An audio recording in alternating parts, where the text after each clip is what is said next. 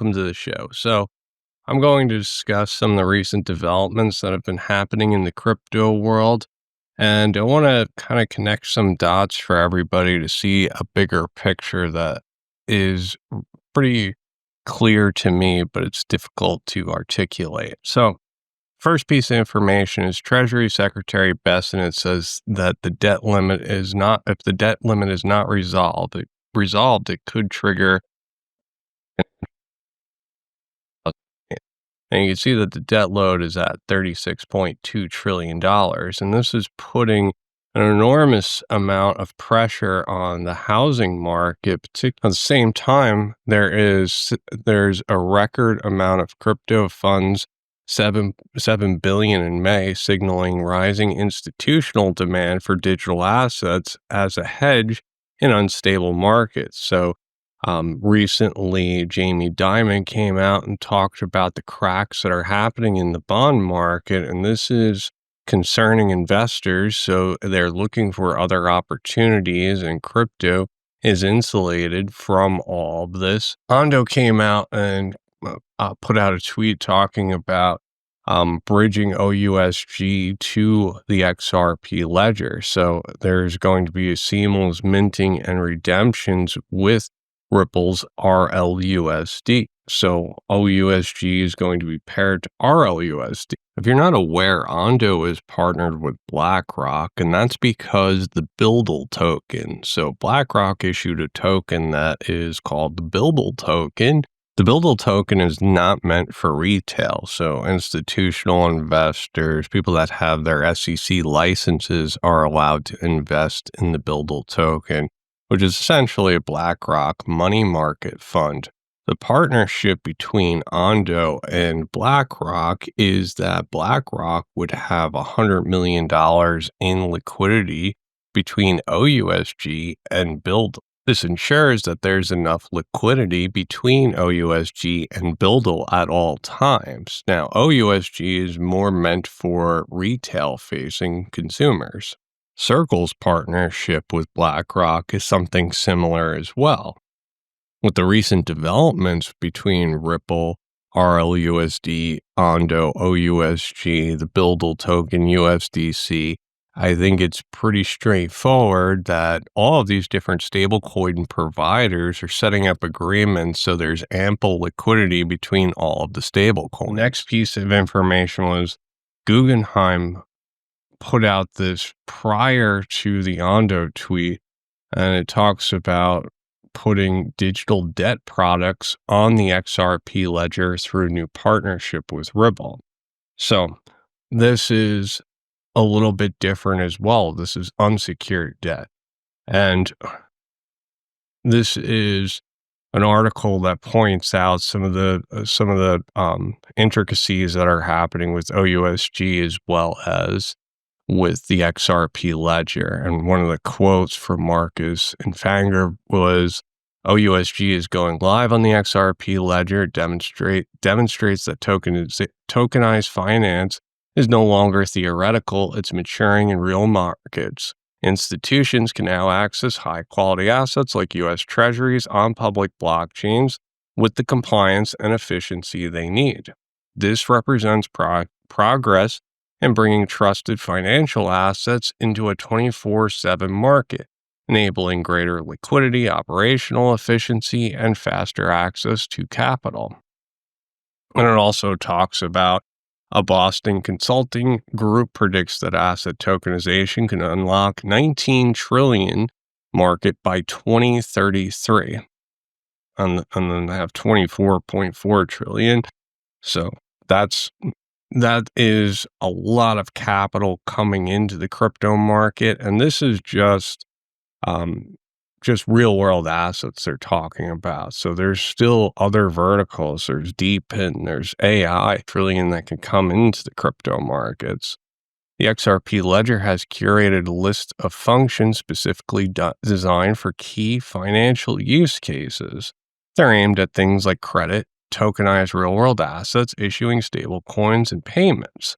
So issuing stable coins, one of the first designs with the XRP ledger was for issuing payments. And this is very relevant because you're going to see that what's being built is a repo market for debt instruments, and these debt instruments are going to be the backing for stable coins. Now, Wall Street's Guggenheim Treasury tokenizes 20 million paper on Ethereum. This came out September 26, 2024.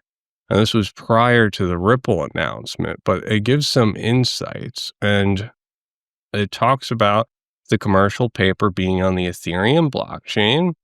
And then they talk about short-term unsecured debt instruments by companies to cover short-term obligations. It has received Moody's highest credit rating of P-1. So unsecured means that there's no collateral backing the debt instrument. So it's going off of a credit rating. So how often are you paying your bills? Are you paying your bills on time? And this is the highest one. So that means that the corporates that are issuing debt are the highest rated corporates, and have a history of paying their bills on time. And this is one of the largest platforms of asset over the past 27 years. The issuance was made through Economy's AmFi digital platform, a blockchain protocol designed for trading and governance of tokenized securities, right? Governance of tokenized securities. So that's important. Remember that. So this talks about just real world assets, the real world asset marketplace, some of the other players that are in the market, which they're more connected than people realize.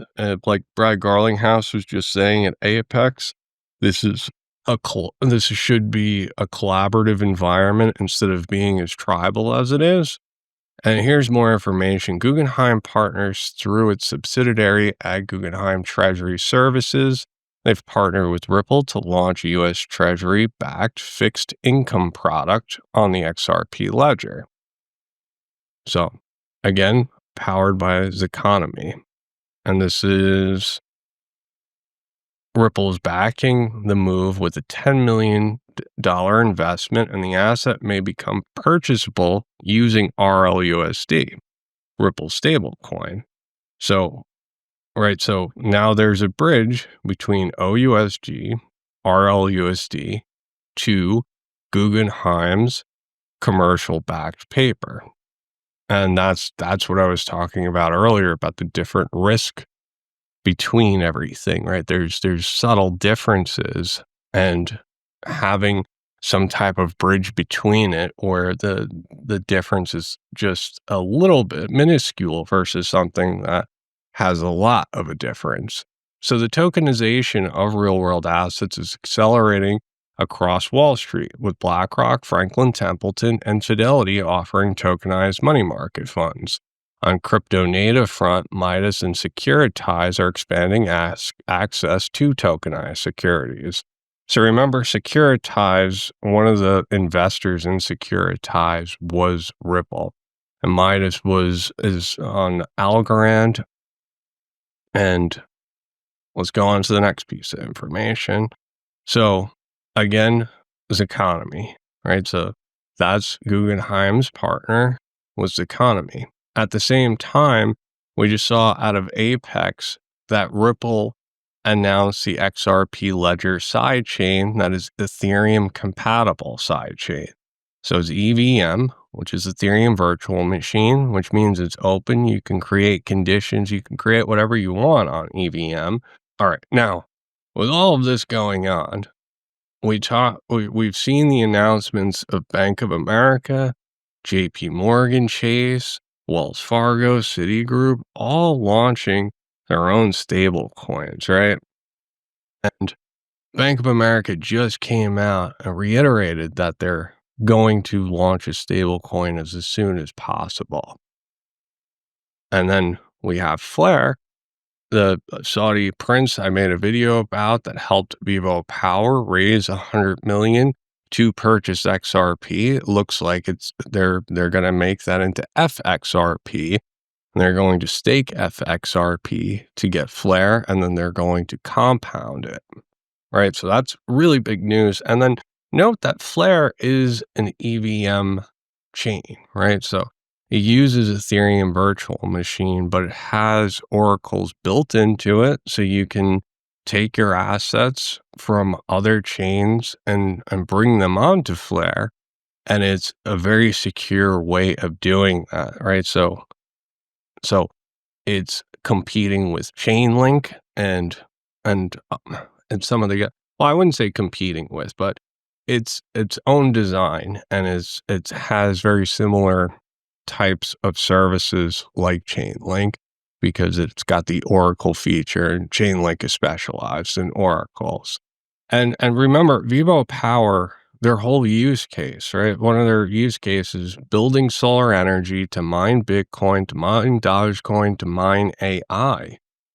And it would be it would be logical that the mined Bitcoin are bridged onto something like Flare. The mined Doge that's mined is bridged onto Flare. And then you have an ecosystem that has F assets of FXRP, FBTC, FDoge, and then you have those assets on chain, and you can swap them. You'd be able to trade them, not to mention build other different types of products on there. So, that's not something that is a bit speculative, but I think it's fair to point out. And it also talks about adopting Ripple's RLUSD as a cornerstone of this strategy, providing the stability and compliance of the next gen. Will mint the stable coins on a different ledger, and that's the interoperability. Now, Circle's got their own platform.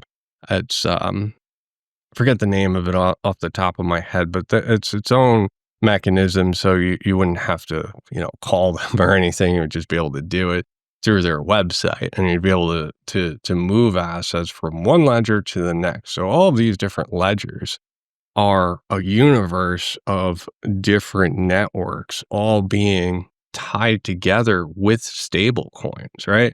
So with RLUSD, since Vivo Power is adopting RLUSD, they're going to have interoperability with the XRP ledger, since RLUSD is on the XRP ledger. So remember what I said earlier about mining Bitcoin, Doge, and AI. Now you have an entry to the XRP ledger pretty seamlessly. You could also use F assets, but since they're over collateralized and staked in order to bridge them securely, it would make more sense. Keep that in mind. So now we get tech, right? Ripple has all these APIs into brick and mortar banks, neobanks, non-banks, corporates like XVIA a while back. Before it was RippleNet, there was XVIA that was working just specifically to get corporates, to get a lot of the entities that aren't banks but need treasury management. Now, the other part of this is digital repo markets. Our platform delivers quantifiable benefits to all participants in the supply chain, right? So that's what they're talking about. Those corporates, medium-sized businesses, they need accessibility to loans, and that's what Guggenheim's unsecured debt is businesses that have good credit that want loans. And then a repo market. So a repo market is a repurchase agreement. So when you have a debt market, banks, non-banks, they have assets and liabilities, and their balance sheet needs to be balanced. If there's too many assets or too many liabilities, they need to work out something to balance their books. And a repurchase agreement means that I have too many assets, you have too many liabilities, so let's swap those, and then let's write out a contract saying that I'm going to buy it back from you at this price when my balance sheet allows me to. So the tokenization nature of GDCP is well suited for collateral and repurchase agreements. Repo can be executed and settled more efficiently on chain.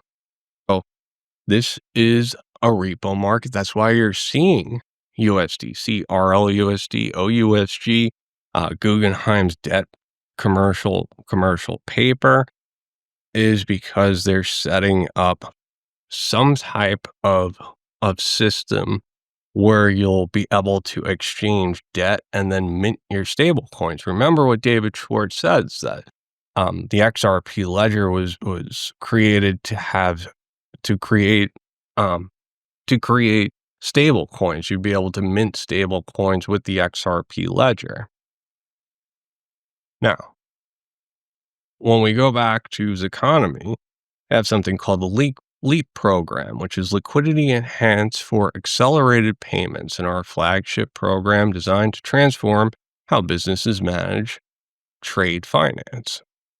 Now, here is one of the solutions. Financial institutions maintain billions in idle nostro and vostro accounts to facilitate cross-border transactions. So we've heard this verbiage before, right? And remember, this economy is built with Ripple Tech.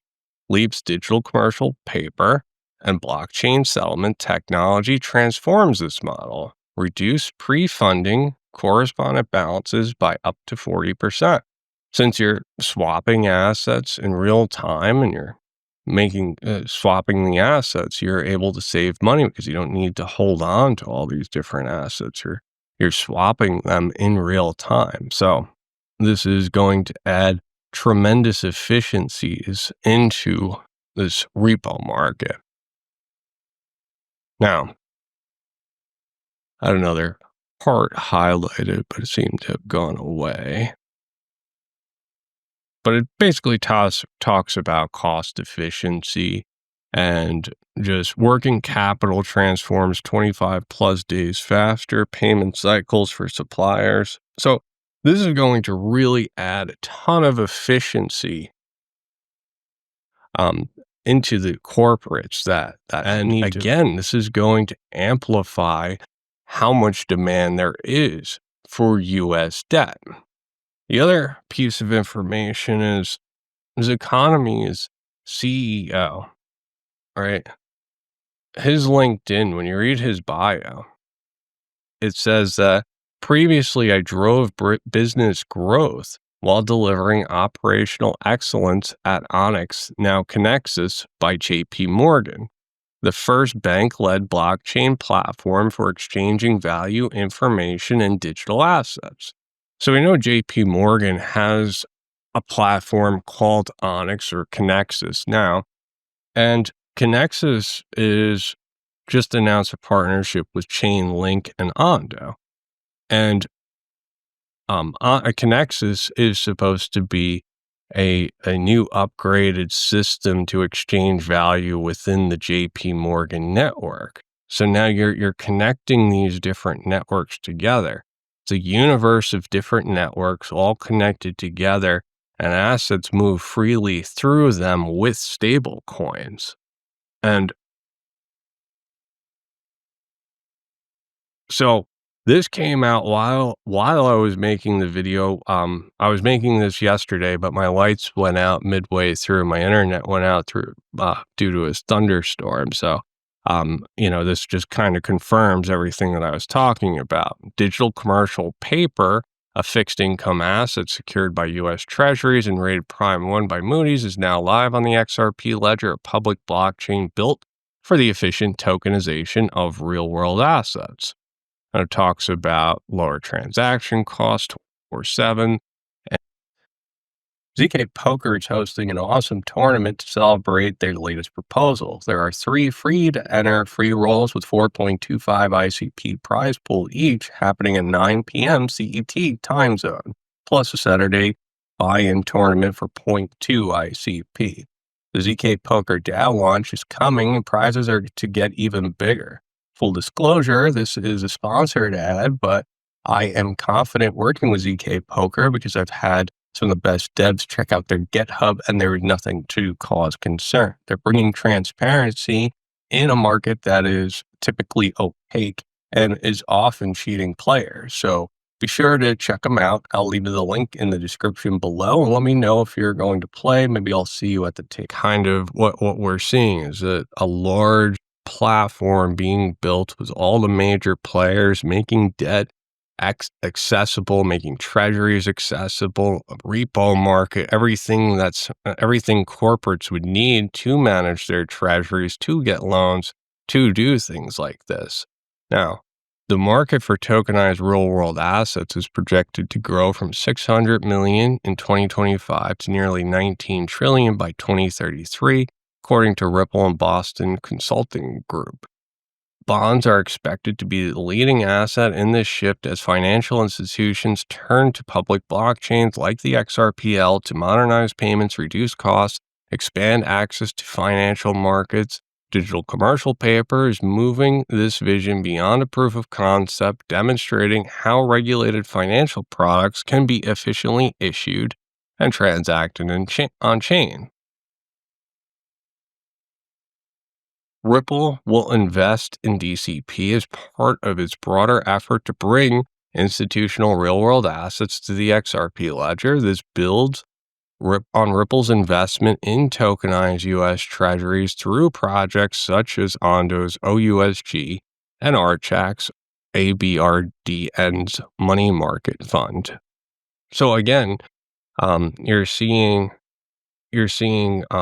Ripple's investment in tokenized treasuries, and that's going to happen with Ondo's OUSG. Archax is another form of treasuries. It's a money market, which just means that there are a bunch of different treasuries that are variable. You could have longer term treasuries, and this is different corporates are adding these to their balance sheet. They're going to need a platform to manage their treasury, and this is a system that allows them to borrow against all the assets in their treasury and then have accessibility into regulated platforms that are broker dealers that allow you to manage it with equities. So, and it's talking about UK asset managers, right? So it's not going to just be strictly US equities. You're going to see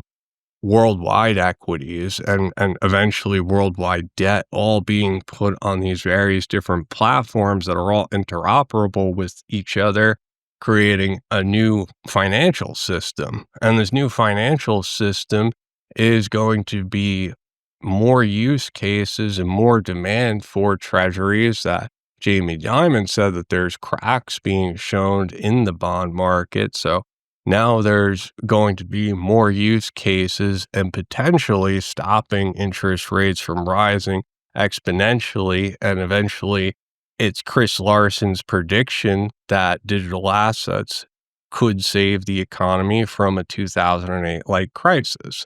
And you're seeing this across the globe. So again, Asia's 18.9 trillion digital asset revolution, and its XRP ledger as critical infrastructure. So there's another article that was put out about the Singapore dollar on the XRP ledger. It's a part BDAX in South Korea, and they're having custody solutions for XRP and RLUSD. All these different institutions globally are setting up these different ecosystems, all connecting with one another. Estimated Citi Institute forecasting growth of 1,500 to exceed 3 trillion by 2030. Ripple is positioning XRP to capture a significant portion of this through its low cost. All right, so Centrifuge was another one. This is a video, and it has James Wallace talking about merging TradFi and DeFi. And I mean, what excites me the most is the fact that we are getting this traction. There's momentum. It's going to grow. And to me personally, this is really, the start of really the Web3 for finance becoming a reality, right? You're never going to have an environment where it's all DeFi, and you're never going to have an environment where it's all TradFi. these two coming together, so using the DeFi type technology into the traditional assets under management, that's what it's all about, right? So to me, that is what's exciting about next year. Be sure to check it out. The other piece of information is, so we talked about Centrifuge, talked about Ripple, and Axlier is tying a lot of these financial institutions together, a lot of these Web3 platforms, as well as some of the old TradFi platforms. So you can see MasterCard, Onyx, Microsoft, and this is another route for interoperability. So again, you're building this large platform that all of the major players are plugging into for the purpose of real world assets. And you've seen the dots kind of connect, right? And you're seeing people are thinking these are isolated platforms. Well, they're all integrated with one another. It may not be the same protocols attached to every one of them, but it's the same type of platform that's going to interconnect. It's the internet of value. It's not the closed loop of value, right? So if you had a public blockchain and everybody just used the one public blockchain, that's very similar to everybody just banking at one bank. It doesn't make any sense. It's the internet of value. It's going to work like TCP/IP, going to become more evident. And this is today, and it's talking about Brian Mahon, and he is the CEO of Bank of America. And right after we're working with the industry, working individually, we have this pretty well understood. But the problem before was it wasn't clear we were allowed to do it and under the banking regulation, and there was a lot of mystery about it. So again, Bank of America has been a long time partner of Ripple. What I think is going to happen is they're going to have all of the debt on chain. Bank of America is going to be able to issue their own stable coins with debt that's on chain, and it's all going to be transparent. You'll be able to verify the Bank of America's stable coin are backed one for one with the tokenized debt. And it's probably going to happen through the same mechanism that mints RLUSD, probably something very close to it. And it's just Ripple doing it for Bank of America and Bank of America using the token. But essentially, it shares the same liquidity pools and shares a very similar technology. And again, like, why would Ripple dive into the stablecoin arena? What seems very probable to me is that Bank of America, as well as some of their other banking clients, wanted some type of platform to mint stable coins, to have the debt on chain, verifiable, the custody solution, so Ripple custody, and they wanted to give to, they want that since they created all this for their banking clients that wanted to mint their own stable coins, they might as well mint RLUSD, which is their stable coin, right? So it all makes sense now. So I hope you guys enjoyed the show. Please take a moment to like and subscribe, and I hope you guys enjoyed. Thanks, everyone. I hope you enjoyed the show. Please take a moment to like and subscribe. If you enjoy content like this, please consider joining my Patreon.